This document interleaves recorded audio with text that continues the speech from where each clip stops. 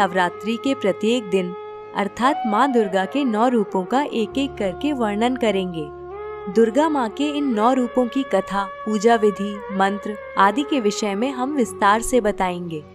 आप सभी दर्शकों से अनुरोध है कि इस पूरी सीरीज में हमारे साथ जुड़े रहिए और सभी वीडियोस को पूरा देखिए, जिससे पूरे विधि विधान की आपको विस्तार में जानकारी मिल सके।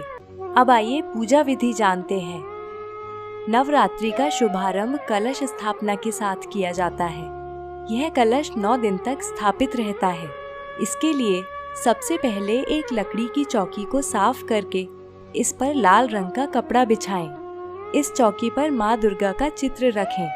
अब किसी मिट्टी के पात्र अथवा गमले में मिट्टी डालकर जौ के कुछ बीज बो दें। इस पात्र में थोड़ा पानी डाल दें। अब एक तांबे का कलश लेकर इस पर कलावा या मौली बांध दें और कलश पर तिलक लगाएं। इस कलश में गंगा जल भरकर कुछ चावल के दाने, सुपारी और दूर्वा घास डाल दें। कलश के किनारों पर 5 आम के पत्ते रखें और कलश को ढक दें।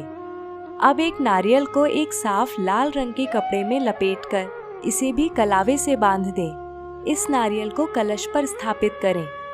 अब लकड़ी की चौकी पर माँ के चित्र के बराबर जौ वाला पात्र रखें और उस पर कलश स्थापित कर दें। इस कलश को 9 दिन तक ऐसे ही रहने दें और जिस मिट्टी के पात्र या गमले में आपने जौ बोया है उसे प्रतिदिन थोड़ा थोड़ा पानी देते रहें। यदि आपके लिए संभव है तो नवरात्रि के 9 दिन माँ के सामने अखंड ज्योति प्रज्वलित करें। इसके पश्चात एक छोटे से हवन कुंड में एक छोटे कंडे के टुकड़े को जलाकर रखें। इसमें थोड़ा कपूर डाल दें। 2 लौंग लेकर घी में डुबोकर और सुपारी कंडे की अग्यारी में अर्पित करें। साथ ही रोली और चावल से तिलक करें। अब पूजा में फल और मिठाई का भोग लगाएं। कुछ लोग प्रथम दिन से दुर्गा सप्तशती के अध्यायों का पाठ करते हैं। यदि आप भी इस प्रथा का अनुसरण करते हैं तो इसे अवश्य करें। प्रतिदिन माँ दुर्गा के कवच का पाठ करना बिल्कुल न भूलें। ऐसा करने से माँ का आशीर्वाद सदैव आप पर बना रहेगा। या देवी सर्वभूतेषु शक्तिरूपेण संस्थिता नमस्तस्यै नमस्तस्यै नमस्तस्यै नमो नमः। सीरीज की पहली कड़ी का शुभारंभ करते हैं दुर्गा माँ के प्रथम रूप शैलपुत्री से। नवरात्रि के प्रथम दिन माँ शैलपुत्री की पूजा की जाती है।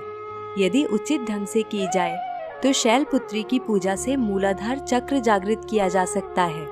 तो सबसे पहले हम शैलपुत्री की कथा पर बात करेंगे। शैलपुत्री देवी सती का रूप है। सती प्रजापति दक्ष की कन्या थी। उनका विवाह महादेव शिव के साथ हुआ। दक्ष ने सती का शिव के साथ विवाह अपने पिता ब्रह्मा के कहने पर किया था, परंतु दक्ष शिव की जीवन शैली के कारण उन्हें पसंद नहीं करते थे। एक बार दक्ष ने एक बहुत बड़े यज्ञ का आयोजन किया। इस यज्ञ में दक्ष ने शिव जी को आमंत्रित नहीं किया। जब सती को ज्ञात हुआ कि उनके पिता ने एक ऐसे यज्ञ का आयोजन किया है जिसमें सभी देवी देवता आमंत्रित हैं, तो उन्होंने भी शिव जी के सामने पिता के यहाँ जाने की इच्छा व्यक्त की। परंतु शिव जी ने कहा कि एक विवाहिता को उसके पिता के यहाँ बिना निमंत्रण के नहीं जाना चाहिए।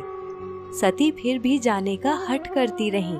सती की अपने घर जाकर सबसे मिलने की व्यग्रता देख शिव जी ने उन्हें जाने की अनुमति दे दी। जब सती पिता के घर पहुंची तो माँ के अतिरिक्त किसी ने भी उन्हें स्नेह और आदर नहीं दिया। यहाँ तक कि यज्ञ में शिव जी का भाग भी नहीं निकाला गया। जब सती ने पिता दक्ष से इसका कारण पूछा तो दक्ष ने उत्तर दिया कि शिव वाघांबर धारण करता है, मुंडियों की माला पहनता है, वो देवताओं के साथ बैठने योग्य नहीं है। पति के लिए ऐसे अपमानजनक शब्द सुनकर सती को बहुत दुख हुआ और उन्हें भयंकर क्रोध आया। उन्हें समझ आ गया था कि शिव जी की बात न मानकर उन्होंने बहुत बड़ी गलती की है। भयंकर क्रोधाग्नि में सती ने स्वयं को उसी क्षण समाप्त कर दिया। इस भयावह घटना को सुनकर शिव जी ने अपने गणों को वहां भेजा और यज्ञ को पूर्णतया विध्वंस करा दिया। शिव जी क्रोध में आकर तांडव करने लगे और सती के शरीर को लेकर सभी दिशाओं में भ्रमण करने लगे। संपूर्ण ब्रह्मांड इस दृश्य को देख भयभीत हो गया। तब भगवान विष्णु ने सती के शरीर के टुकड़े कर दिए। ये टुकड़े जिन स्थानों पर गिरे वो स्थान ही आज शक्तिपीठ कहलाते हैं। माता सती ने अगला जन्म शैलराज हिमालय की पुत्री के रूप में लिया, इसलिए ही उनका नाम शैलपुत्री पड़ा। उन्हें पार्वती और हेमवती भी कहा जाता है। तो यह थी माँ शैलपुत्री की कथा। इसके पश्चात व्रत का संकल्प लें। तत्पश्चात शैलपुत्री के मंत्र का एक माला जप करें। माला में मोतियों की संख्या 108 होनी चाहिए। माँ शैलपुत्री का मंत्र इस प्रकार है, ओम शम शैलपुत्री देव्यै नमः। इस मंत्र का 108 बार जप करें। माँ शैलपुत्री आयु, सौभाग्य और प्रकृति की देवी हैं। इसलिए माँ से प्रार्थना करें कि आपके घर में सौभाग्य बना रहे और सभी को लंबी आयु और स्वस्थ जीवन की प्राप्ति हो।